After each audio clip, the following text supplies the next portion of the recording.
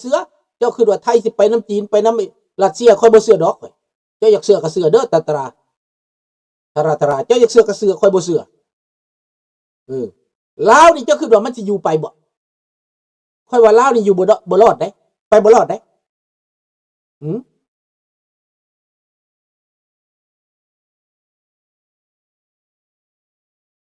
จะต้องเข้าใจเขมรเขาไปหลายกว่าลาวไปต่างประเทศเขมรไป3 ล้าน4 ล้าน5 ล้านบุญไปอยู่ในต่างประเทศเขมรได้ลาวเฮานี่ไปล้านปลายลาวเฮานี่น่ะคน3 ล้านไปล้านปลายเดี๋ยวนี้กลายเป็น2 ล้านเขมรหลายกว่าได้คนแก้วก็หลายกว่า5 ล้านอยู่ในต่างประเทศคนแก้วกำลังเสรีพวกนี้นะเขาประกอบอาวุธให้2 ล้านคนนี่เจ้ายอมแล้วจะต้องเว้าหลายดอกประกอบอาวุธจับอาวุธใส่มือพวกกันลาวเสรีเขมรเสรีแก้วเสรีนี่นะ2 ล้านคนเนี่ยกองทัพนะจะคือว่าไม่น้อยปะว่าแต่ประกอบอาวุธให้พวกนี้เป็นทหารอยู่แล้วพวกนี้ผ่านศึกอยู่แล้วผ่านศึกอิรักผ่านศึกอัฟกานมาแล้วพวกนี้นะมีแต่ว่ามอบอาวุธใส่มือขับยนต์เขาก็ขับเป็นปิโลตเขาก็มีเจ้าคือว่าเขาน้อยว่าเจ้าบ่เห็นซื่ออย่าสิให้คุยอย่าสิให้โม้อย่าสิให้เว้าน่ะคันบ่ไปแล้วที่เว้าให้มันเสียเวลาพี่สาง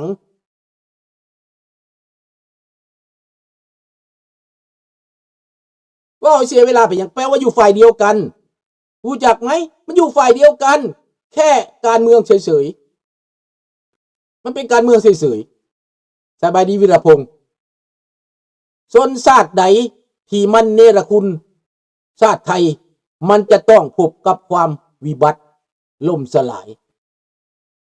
ชาติใดสิเป็นเนรคุณเจ้าวิรพงษ์ไปถามมาชาติใดสิเนรคุณเจ้ามันบ่มีดอกเนรคุณน่ะไม่จะเดินทางผิดไม่รู้ถ้ามาค่อยเคยมีบุญคุณกับประเทศไทยเนี่ยมีพ่อมีแม่อยู่หันนะค่อยมึนเป็นอพยพเมืองไทยนะถ้าไทยไปน้ำจีนค่อยก็บ่ไปน้ำเจ้าก็สินี่ละคุณเจ้าวะโนถ้าเจ้าแลนน้ำจีนเจ้าแลนน้ำมันคอมมิวนิสต์แลนน้ำเผด็จการจะเป็นฝ่ายนะค่อยบ่ไปได้ค่อยไปอเมริกาได้ค่อยถึงมันจะอยู่หู้บุญคุณจากประชาชนคนไทยแต่ว่าเจ้าแลนน้ำจีนเขาบ่ไปน้ำเจ้าเด้อขอโทษเด้อวีรพงษ์จะอยากไปได้เชิญเยอะไม่ใช่ว่าเจ้าไปกับจีนแล้วคนจะไปน้ำเจ้าแลนน้ำโซเวียตแต่น้ำรัสเซียแล้วคนจะไปน้ำเจ้าค่อยบอกไปและค่อยก็บอกพ่อมเจ้าอีกขันตีเซิร์กค่อยกตีข้างอเมริกาจะต้องเข้าใจค่อยเลือกค่อยบริติดนี่บุญคุณอย่างเบิดค่อยเลือกทางเลือกของค่อยคนในประเทศที่เขาเกิดในไทยถามว่าเขาจะไปน้ำจีนเบิดบ่เจ้าถือว่าเขาติดหนี้บุญคุณวะมาแม่นเจ้าคือผิดวีรพงษ์เจ้าจะว่าจังสั้นเจ้าเลือกผิดเองข้าเจ้าเลือกถือคอยก็ไปน้ำเจ้าคอยสนับสนุนเจ้าอยู่แล้วแต่เจ้าเขาเลือกทางผิดแม่นบ่ล่ะคิดว่าอเมริกาคืออยากหัวหลายขนาดบักสีบักปูพวกต่อต้านอเมริกายังปากแจบจับมันบอกกล้าหาหือเลยแม่นอันนี้หลานทบแทนเข้าใจแล้วแม่นแนวนั้นแหละมันเจ็ดยังมันสู้บ่ได้เจ้าก็คือเบิ่งมันสู้กับอันยูเครนก็ยังบ่ได้นะกองทัพเบอร์2ของโลกนะแตกทัพนะเจ้าคือเบิ่งแล้วเจ้าสิไปทางใดคันเจ้าบ่ไปทางจีนก็บ่ไปทางรัสเซียแล้วถามมาพวกเจ้าไทยไปเข้าบริกกันนะได้ใช้เงินบริกแล้วบ่ได้แล้วบ่ใช้เงินบริกแล้วบ่ค่าขายกับบริกได้ใช้เงินบริกแล้วบ่ทันได้แม่นบ่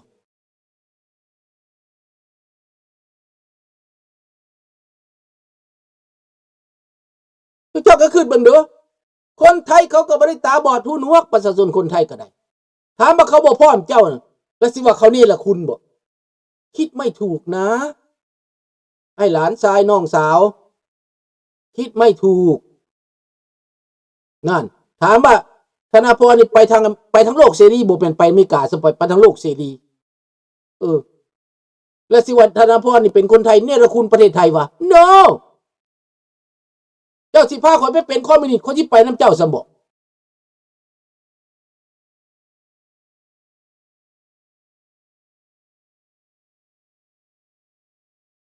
อันนั้นมันเป็นความเว้าตตรา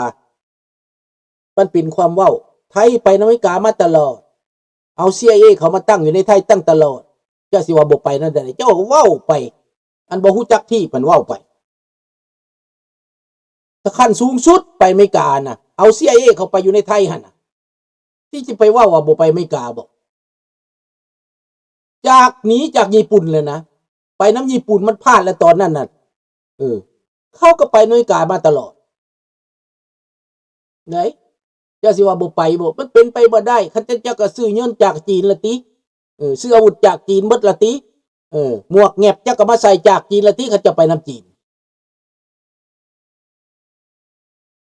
อาวุธน่ะให้เบิ่งบนนั่นแหละฝึกทหาร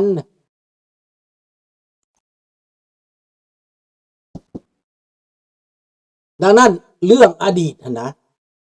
ตอนนั้นน่ะเจ้าไปรอดเจ้าเข้าญี่ปุ่นนะอเมริกาเขายังบ่ได้เฮ็ดหยัง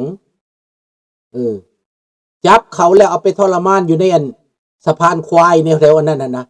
ในอันนั้นในเมืองอันนั้นนะอเมริกาดิจ่อยผอมหอมแห้งญี่ปุ่นจับเขาจำได้แม่นอเมริกาเขาเอาคืนแล้วเขาก็ดึงไทยออกจากญี่ปุ่นเดี๋ยวนี้เขาก็ดึงญี่ปุ่นเข้าอเมริกาเจ้าสิไปทางไหนเจ้าก็เข้าทางญี่ปุ่นกับอเมริกานั่นแหละมันบ่ไปทางเลือกดอกอันนี้เว้าให้ซื่อๆดอก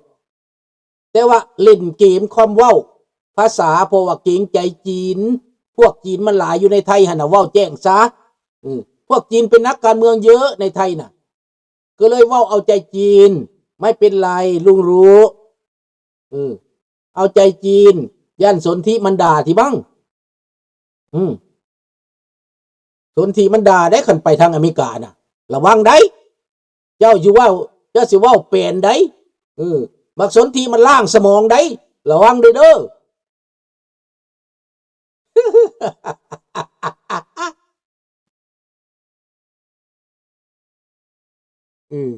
มาพา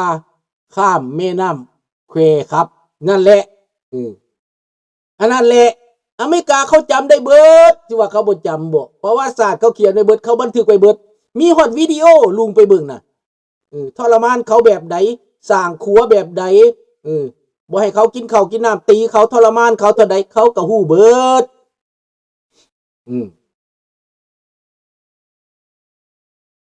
ดังนั้นแหละยาพิษอีกในตอนนี้นะ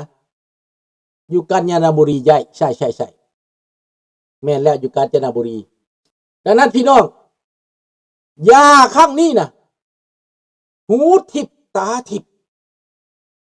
พวกเจ้าอย่าสิแถไปหูทิพตาทิพไผคิดจังใดอ่านจังใดเว้าจังใดเฮาก็ฮู้เบิดอ่านได้เบิดลูกนี่แทงซอดหัวใจคนได้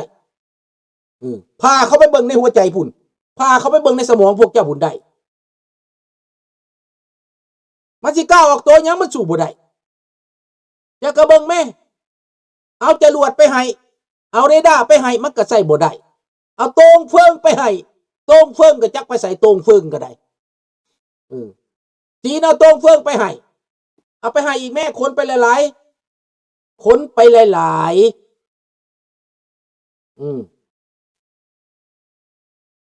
นี่นะพวกเจ้าคิดเอาคิดเอาพวกฮึกพวกปึกพวกนานั่นคิดว่าแต่ตัวเองเก่ง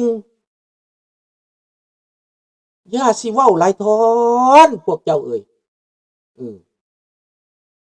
พวกเจ้าบ่ได้พ่อสงครามมันพวกเจ้าบ่จักลุงนี่มันผ่านสงครามมาแล้วฮู้จัก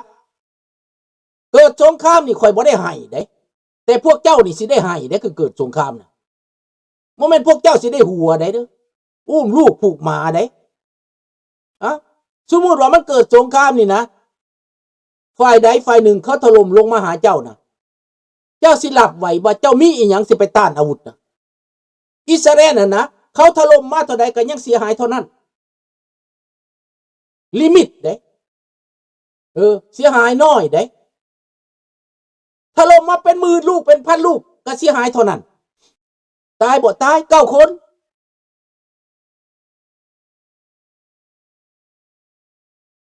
แม่นแล้วจันทวีดังนั้นพี่น้องพวกท่านนี่เข้าใจอยู่บ่ดังนั้นอเมริกานี่นะคันบ่มีอเมริกาพวกเจ้าสิเป็นคอยไผสบายดีแทนถ้าบ่มีอเมริกาเจ้าก็เป็นคอยพวกเผด็จการนั่นแหละสบายดีสตีเวน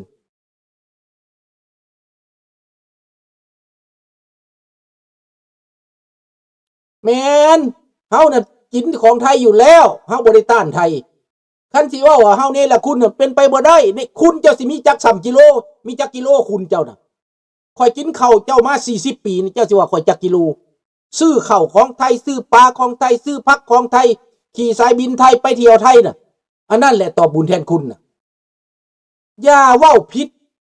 อย่าอ้อปากผิดอย่าทวงคูณผิดเขาบ่ได้แอนตี้ไทยจักดีเขมรเวียดลาวที่ได้หนีอพยพมาเขาบ่ได้เนรคุณไทยเขาบ่เคยต่อต้านเจ้าเพียงแต่ตอนนี้เจ้าสิเลือกอย่างเท่านั้นถ้าจะเลือกทั้งบ่ถูกข่อยบ่ไปน้ำจังหวัดนี้ละคุณบ่ได้วีรพงษ์เอ้ยเจ้าสิว่าพวกข่อยนี่ละคุณข่อยบ่ไปน้ำแก้วน้ำเวียดน้ำเจ้าน่ะข่อยบ่ไปน้ำเจกเจ้าน่ะแล้วสิว่าพวกข่อยนี่ละคุณบ่แม่นได้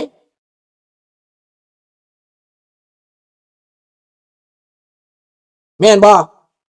พวกเจ้าต้องคิดพี่น้องคนไทยต้องเข้าใจนะคนเอเชียนี่นะทำให้ไทยขายเข้าไปต่างประเทศได้เมื่อก่อนนี่แคนาดาฝรั่งกินข้าวบ่เป็นเข้าใจระบบคนเอเชียมาอยู่นี่ลาวมาอยู่นี่เขมรมาอยู่นี่เจ็กพวกเวียดนามมาอยู่นี่สอนให้ฝรั่งกินข้าวเป็นเดี๋ยวนี้คันบ่ได้กินข้าวสิตายมันต้นมันฝรั่งก็บ่กินแล้วปลาตัดต้นนั่นเอ้าลูกข้าพเจ้าอยู่บ้านลูกเคยนี่นะ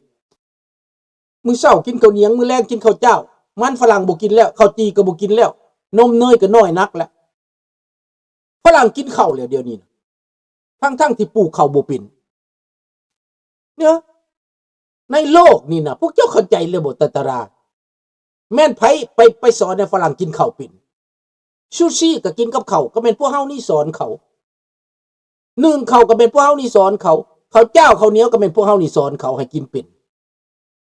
ร้านอาหารของลาวของไทยเป็นพวกเฮานี่เฮ็ดแม่นบ่ล่ะก็ไปเบิ่งได้มั้ยร้านอาหารลาวแท้ๆแต่ใส่ถือไทยเอ็กซ์เพรสพวกเจ้าสิว่านี่ล่ะคุณวะอย่าเว้าได้อย่าเว้าได้พวกเจ้าได้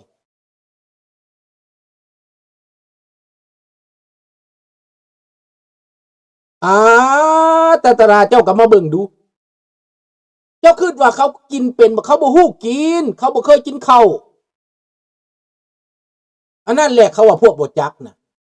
พวกบ่ได้มาเห็นตัวจริงพวกค่อยมาทำอิฐน่ะข้าวก็บ่มีน่ะแล่นไปหาซื้อข้าวอิตาเลียนมากินบ่มีข้าวเหนียวบ่มีข้าวเจ้าข้าวมะลิก็บ่มีสินค้าไทยนี่มานำอพยพได้จะต้องเข้าใจได้มันมานำอพยพได้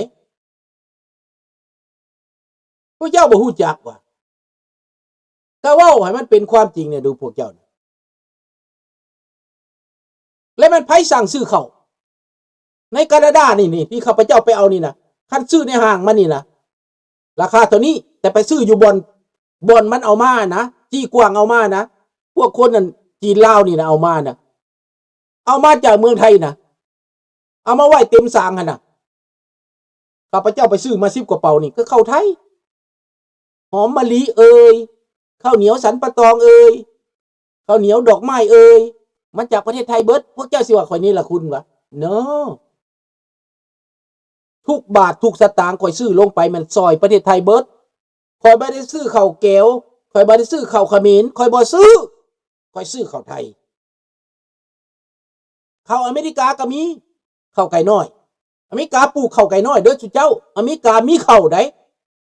ปลูกข้าวอยู่แคลิฟอร์เนียขายข้าวราคาถูกกว่าข้าวไทยอีกแซ่บกว่าข้าวไทย